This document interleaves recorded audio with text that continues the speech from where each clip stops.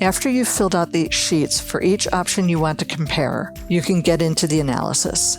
This is where you'll get to use your executive dashboards. There are 3 executive dashboards: a lifetime dashboard, a projected TCO dashboard, and a current solutions dashboard. The lifetime dashboard pulls all the data for both past and future TCO. The projected TCO dashboard pulls in all the future calculations. This one is great for comparing the costs of solutions you're currently considering. The current dashboard uses past calculations to show you how much you've spent on a current solution. Each executive dashboard has comparisons, breakdowns, and charts to help you visualize the data. These are designed to work well in presentations and proposals. You can copy-paste or screenshot the ones you want to use.